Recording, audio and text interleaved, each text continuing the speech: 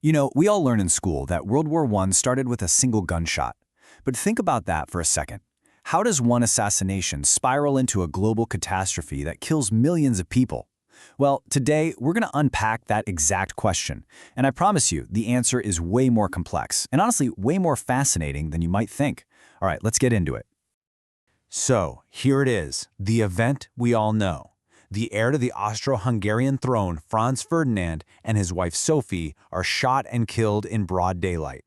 The assassin, Gavrilo Princip, was part of a Serbian nationalist group. And this single act of political violence, well, it lit a fuse that snaked its way across the entire continent. And that's the real question, right? That assassination kicked off what's known as the July Crisis, a whole month of frantic phone calls, telegrams, and terrible miscalculations. But to really get why it all led to war, you have to zoom out. You have to look past the event itself and see the world it happened in. The best way to think about it is this. The assassination wasn't really the cause of the fire. It was just the spark. The real causes, the fuel, had been piling up for decades. Europe was basically a giant tinderbox, just waiting for a match. So what was all this fuel made of? To make sense of this tinderbox, historians have this really useful little tool. It's an acronym, MAIN. It stands for militarism, alliances, imperialism, and nationalism. And it's the perfect framework for breaking down these huge, long-term causes of the war. Okay, let's quickly run through them. First up, militarism. This wasn't just about having big armies. It was a whole culture that said military power was everything. It led to this massive arms race, especially the naval race between Britain and Germany. Next, alliances. Europe was tangled up in this crazy web of treaties that acted like tripwires. You had two big camps, the Triple Alliance with Germany, Austria, Hungary, and Italy, and the Triple Entente with France, Russia, and Great Britain. A fight between any two could drag everyone else in. Then you have imperialism, this global scramble for colonies. We're going to dive deep into that one in a minute. And finally, nationalism. This was the super powerful, often dangerous belief that your country was the best, and that different ethnic groups, like the Serbs in the Balkans, deserved their own nations, which was a direct threat to old multinational empires like Austria-Hungary. Now, all four of these are absolutely crucial, but today we're going to zero in on imperialism.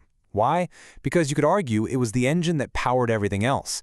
It fueled the rivalries, the paranoia, and the global connections that made a world war not just possible, but maybe, just maybe, unavoidable.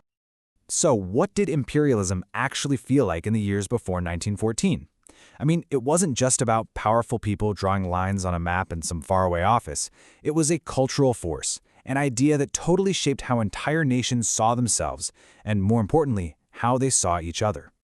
I mean, just listen to this quote from the British Prime Minister at the time. "You can roughly divide the nations of the world in the living and the dying." That is a brutal worldview. It sees the whole world as a constant, cutthroat struggle. You either grow or you die. You expand or you get eaten.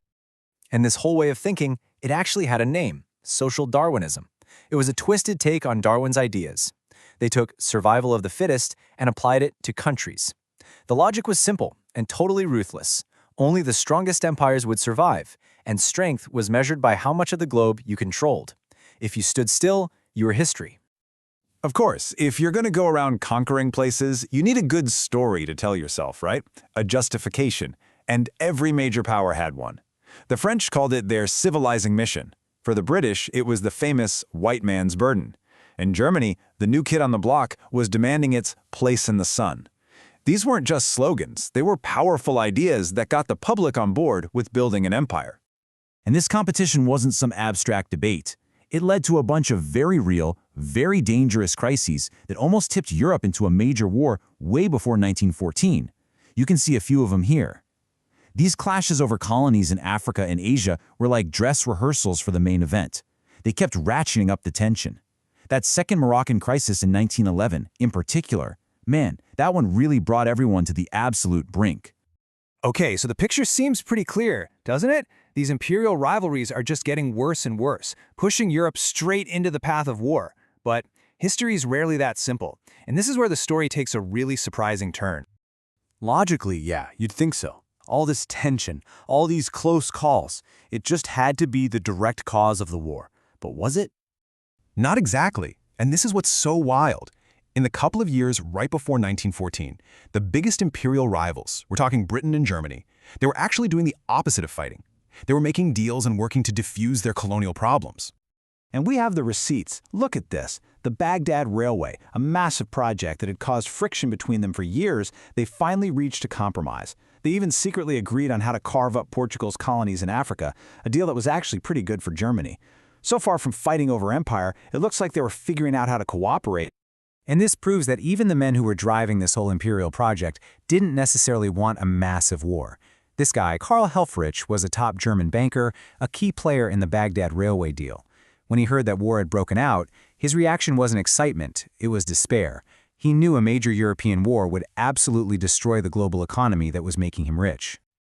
Okay, so this is a puzzle. If the direct fights over colonies were actually cooling off, what was imperialism's real role in starting World War I? How did it all fit together? This is where we bring it all home. The answer is that imperialism's indirect effects were so much more important than its direct ones.